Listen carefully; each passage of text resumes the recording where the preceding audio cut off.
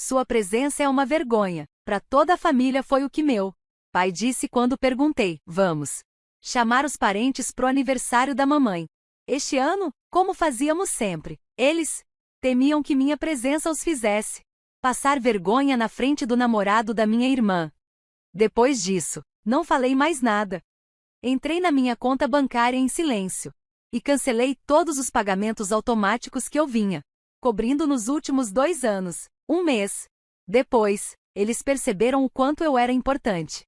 Mas já era tarde demais. Eu não aceitei nenhum pedido de desculpas e escolhi viver por mim. Acompanhe minha história. Talvez você se veja nela. Oi, eu sou Nolan, tenho 30 anos e moro numa cidadezinha a cerca de 40 minutos de carro de Seattle. Todas as manhãs, faço uma xícara de café, ligo a previsão do tempo e vou até o escritório, que fica a menos de 10 metros da minha casa. Cofundei uma pequena empresa de tecnologia voltada para a energia renovável. Nem todo mundo entende o que eu faço, nem mesmo minha família. Eles ainda acham que passo os dias apertando parafusos e consertando máquinas. Mas tudo bem, nunca senti necessidade de explicar. Às vezes, quando alguém pergunta sobre minha família, meus pais ou minha irmã, a Melissa, eu dou um sorriso de lado. Já faz um tempo que não nos falamos, eu respondo. E deixo por isso mesmo. Não é que eu esteja escondendo algo, é que eu simplesmente não vejo sentido em reviver tudo isso. Já fazem mais de 2 anos. Sem ligações, sem mensagens, sem feriados, sem aniversários, nada, só um silêncio longo e constante, como se o fio entre a gente tivesse sido cortado. E ninguém se importasse em juntar de novo. Eu costumava acreditar que família era tudo, mas então, há 2 anos, no aniversário da minha mãe, tudo mudou. 2 anos atrás, 3 semanas antes do aniversário dela, eu tinha acabado de reservar minha passagem e consegui uma folga no trabalho. O plano era simples: chegar em casa mais cedo, passar alguns dias e ajudar nos preparativos como todos os outros anos. Nada demais, eu só queria avisar. Liguei para minha mãe na hora, mas quem atendeu foi meu pai. Atendeu depois de 2 toques. Vou chegar 2 dias antes, falei casualmente. Se precisarem de alguma coisa, é só me avisar. No começo ele respondeu de forma vaga, mas depois hesitou. Quando finalmente falou, a voz saiu mais pesada do que o normal, como se ele estivesse tentando esconder algo. Nolan, se possível, talvez seja melhor você não vir para casa este ano. Na hora pensei que ele estivesse preocupado com a minha agenda. Tá tudo bem, pai, respondi, ainda segurando uma caneca de café quente. Já acertei tudo, sem problema. Houve uma pausa mais longa, então ele falou, de novo mais firme agora, e mais frio também. A Melissa vai trazer o namorado este ano. Ele é gerente, alguém importante. Fala bem, sabe se comportar. E o seu trabalho, bem, não é muito fácil de explicar. Então, é melhor você não vir. Naquele momento, senti um calor subindo da nuca pro rosto, o coração disparou, e eu agarrei minha caneca com mais força. Como é que é? Respondi, sem conseguir mais controlar o tom da minha voz. Você tá falando sério agora? Ele não negou, não voltou atrás. Não tentou suavizar. Ao contrário, falou de forma clara, direta. Se você vier, vai envergonhar a família inteira. Se insistir em vir, não me chame de pai. E então, sem esperar mais nada, ele desligou. Coloquei o telefone no chão. Minha mão tremia suada, trêmula.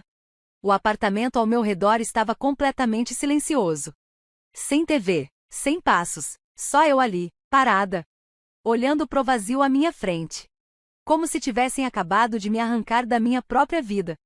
As palavras dele continuavam ecoando na minha cabeça. Lentas e nítidas, como uma gravação presa em loop.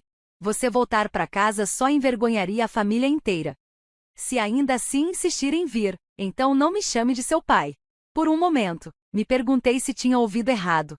Mas não cada palavra, cada tom, era frio como gelo, sólido como pedra. Não foi um deslize, não havia espaço para mal-entendido. nem margem para esperança. Cerrei os dentes, a garganta apertando. Como se algo tivesse ficado preso ali dentro e se recusasse a descer. Naquele instante, as lembranças começaram a invadir. Eu tinha pago todas as contas deles, em silêncio. Luz, água, internet. Mais de 2 anos fazendo isso, ninguém nunca mencionou. Nunca agradeceu, e agora me chamavam de a vergonha da família. Logo depois disso, peguei o celular. Minhas mãos ainda tremiam levemente, embora a mente já estivesse começando a esfriar. Abri o aplicativo do banco e rolei até o histórico de transações, meu único objetivo. Ver quanto eu tinha gastado com a minha família nos últimos 2 anos. Eu precisava de um número. Conta de luz, conta de água, serviço de internet. Todo mês, nenhum esquecido. Cada pagamento feito em dia, automaticamente, debitado da minha conta. Quase $400 por mês, como um relógio, por 2 anos seguidos. Fui rolando devagar até chegar ao total mais abaixo. O valor? $9, 842,17. Fiquei olhando para aquele número por mais alguns segundos.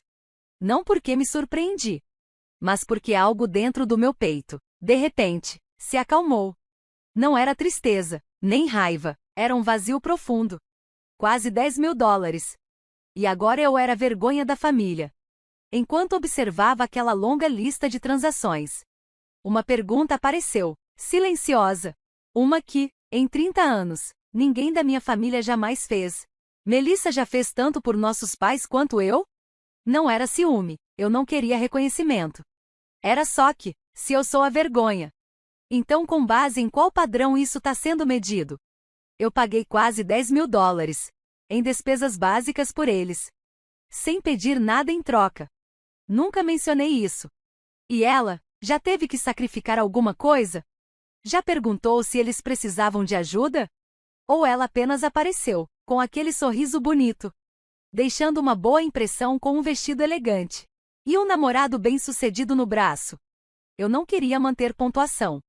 Mas pela primeira vez, me peguei perguntando: por que comigo sempre foi diferente? E foi aí que percebi: justiça nunca fez parte da equação nessa família. Eu me acostumei a ficar de lado. Desde criança. Nas fotos de família, eu era a pessoa, meio escondida atrás de alguém, ou capturada na beirada da imagem. Nunca olhava direto para a câmera. Ninguém nunca me mandou sair do quadro. Mas, de alguma forma, eu sempre saía. Todo momento importante girava em torno da Melissa. Aniversários, formaturas, términos de namoro. Sempre havia um motivo para todos se reunirem. Consolá-la, elogiá-la. E eu? Nem consigo lembrar da última vez que alguém me perguntou se eu estava bem. Melissa é 2 anos mais velha do que eu. Mas a verdadeira diferença entre nós nunca foi a idade. Ela era a esperança, a criança com futuro. Aquela de quem nossos pais falavam com orgulho, quando os parentes estavam por perto. E eu, nessas mesmas conversas quando aparecia. Era só uma nota de rodapé. Nolan? Ah, ele tá bem. Faz alguma coisa com tecnologia, eu acho. Durante muito tempo eu acreditei que se trabalhasse duro o suficiente, se eu me esforçasse, longe de problemas, se eu cuidasse de tudo em silêncio, talvez um dia eles finalmente me notassem. Mas não notaram. Acontece que quando você se acostuma a ser invisível, ninguém percebe quando você desaparece. Comecei a pagar as contas dos meus pais, luz, água, internet, há quase 2 anos. Tudo começou com uma ligação da minha mãe. Naquele dia, ela reclamava do custo de vida, de como as contas tinham subido inesperadamente naquele mês, e como a aposentadoria já não cobria tudo. Então, com um tom gentil mas hesitante, ela disse: se você pudesse ajudar um pouco, significaria muito. Eu aceitei. Na época, achei que seria só por alguns meses, até que as coisas se estabilizassem. Mas os meses que vieram foram exatamente como aquele primeiro. Ninguém falou em parar, nenhum plano alternativo foi mencionado. De vez em quando, eu perguntava: Melissa está ajudando com alguma coisa, mãe? Ela sempre desviava. Às vezes dizia: só nos ajuda esse mês, sua irmã vai ajudar no próximo. Outras vezes, sua irmã está pagando as despesas médicas do seu pai, isso também pesa. Ouvi essas frases tantas vezes que já sabia de cor. E mesmo assim, eu sorria e deixava passar. Porque lá no fundo, eu sabia que nada daquilo era verdade. Então continuei mandando dinheiro. Quase $400 por mês. Consistentemente. Silenciosamente. Sem reclamar. Ninguém falava sobre isso. Não é que eu não me importasse. É que eu realmente acreditava que era a coisa certa a fazer. Eu costumava pensar que se eu fosse quieto o bastante, responsável o suficiente, um dia eles perceberiam. Mas hoje, depois de tudo isso, eles olham para mim e me chamam de vergonha da família. Depois de um tempo, quando tudo ao meu redor se acalmou, eu só sentei ali, congelado no sofá, o celular ainda na minha mão. Eu não estava mais com raiva, nem de coração partido. Era apenas uma sensação clara se instalando no meu peito. Chega! Logo em seguida, abri o app do banco. Rolei até a seção de pagamentos automáticos, a parte onde eu havia programado as transferências mensais, para cobrir as contas dos meus pais. Luz, água, internet. Toquei em cada uma delas e cancelei. Uma por uma sem hesitar. Fiz isso em silêncio. Não para me vingar, mas para segurar firme na única coisa que ainda me restava: um pouco de amor próprio. A única coisa que eles não conseguiram tirar de mim. Cerca de uma semana depois, recebi a primeira mensagem da minha mãe. O mesmo tom suave de sempre. Nenhuma menção ao que tinha acontecido. Nenhum pedido de desculpas. Apenas um aviso. A conta da internet venceu. Você pode cuidar disso? Li a mensagem, encarei a tela por alguns segundos. E depois desliguei o celular, sem responder. Não porque eu quisesse dar algum recado, mas porque, depois de tudo, a primeira coisa que eles pensaram em me dizer foi mais um pedido de ajuda com a conta da internet. Nada como: você está bem?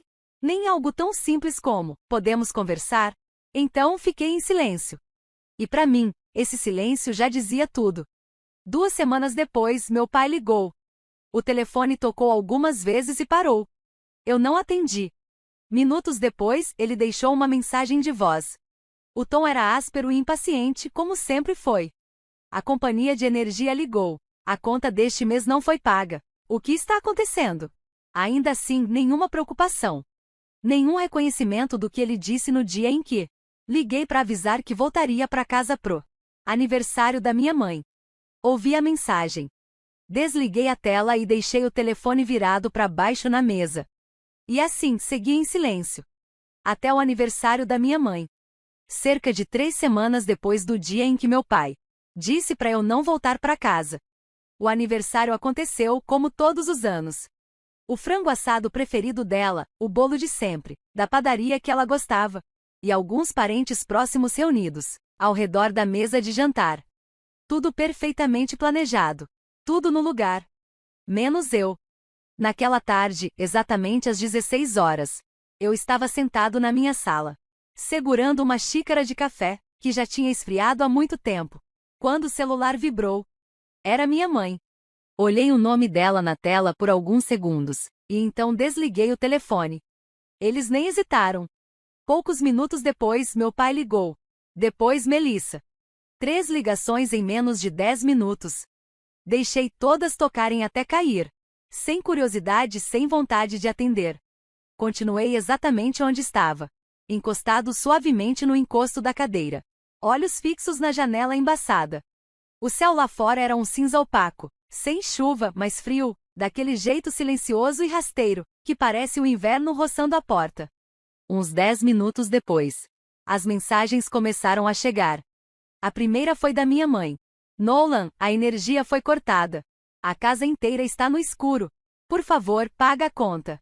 Peguei o celular, li a mensagem, em silêncio. Sem raiva. Sem surpresa. Só aquele vazio quieto se espalhando no peito. O tipo de sensação que você só sente, depois de anos cuidando de uma família, e perceber que, no fim, é você quem ficou para trás, sozinho com o peso. Depois veio meu pai. Estamos sem água. Não dá para cozinhar. Resolve isso agora. E então Melissa. A internet caiu. Os convidados estão chegando. Por favor, dá um jeito, é urgente. Olhei o relógio, 17h12. Lembrei claramente. Cancelei todos os pagamentos automáticos, exatamente 3 semanas atrás. Logo depois daquela ligação, na noite em que meu pai me disse que se eu insistisse em voltar para casa, então eu nunca mais deveria chamá-lo de pai.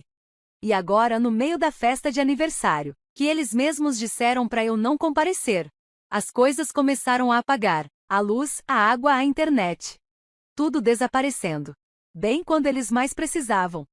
Não respondi. Não liguei de volta. Não senti necessidade de explicar nada. Apenas fiquei ali, girando lentamente a xícara de café frio nas mãos, olhos ainda fixos na janela, como se olhassem além de tudo que eu podia ver. Naquele momento eu soube. Eles não estavam ligando porque sentiram minha falta. Estavam ligando porque não havia mais ninguém para carregar o peso por eles. Por volta das 18 horas, o celular começou a vibrar de novo, sem parar. Mas, dessa vez, não eram mais meus pais ou Melissa. Eram os parentes. Aqueles que só aparecem nos feriados. Mas, de alguma forma, acham que têm o direito de julgar. As mensagens vieram em ondas. Olhei, era Melissa, minha irmã. Fiquei olhando para a tela por alguns segundos, e então cliquei em recusar. Não por raiva, nem para fazer algum tipo de afirmação. Apenas porque eu estava cansado de desculpas que só aparecem depois que tudo já desmoronou. 5 minutos depois, chegou uma mensagem. Me desculpa. Eu não pensei que o Hudson fosse mudar assim. Você é o chefe dele. Se você dissesse algo, tenho certeza que ele ouviria. Por favor, fala com ele. Pede para ele voltar para mim. Depois de ler, fui até a janela do corredor. Me encostei no vidro, reli a mensagem. E comecei a digitar minha resposta. Não longa. Não curta. Apenas o suficiente. Hudson não foi embora porque eu mandei. Ele foi embora por causa de como você vive. Como trata as pessoas. Como menospreza o que não entende. E como você sempre acha que, com uma voz suave o bastante, pode controlar qualquer um. Apertei enviar. Guardei o telefone no bolso e voltei para minha mesa. Menos de 1 minuto depois, outra mensagem chegou. Eu sei que estraguei tudo dessa vez. Quero dizer, eu vou mudar. Por favor, acredita em mim. Só dessa vez. Não respondi. Li. Fiquei ali sentado por um momento. Mas nada se moveu dentro de mim. Não porque eu não me importasse, mas porque finalmente entendi. Às vezes, a distância entre duas pessoas não está no pedido de desculpas, está em quando esse pedido chega. Apaguei a mensagem. Silenciosamente. Não deixei nada para trás. E voltei para a vida que ainda estava acontecendo. Uma semana depois, em uma tarde de sexta-feira, assim que entrei em casa vindo da garagem, congelei ali mesmo na varanda. Meus pais estavam parados na porta da frente, cada um segurando uma pequena mala, rostos marcados pelo cansaço de um voo longo. Não perguntei por que estavam ali, porque se tinham voado até aqui para me ver. Não era apenas uma visita casual. Abri a porta. Deixei que entrassem. Sem tensão. Sem polidez forçada. Apenas uma decisão simples. Não era lá fora no vento que eu queria ter aquela conversa. Sentamos na sala. O chá na mesa ainda fumegava. Meu pai falou primeiro. Se desculpou, com um tom mais calmo que o normal. Minha mãe acrescentou que tinham refletido. Talvez tivessem passado dos limites. Que as coisas nunca deveriam ter chegado a esse ponto. Fiquei em silêncio. Não interrompi. Apenas escutei. Esperando entender se aquele pedido de desculpas era de fato o fim de algo, ou apenas o começo de outra coisa. E como eu esperava, o tom do meu pai mudou.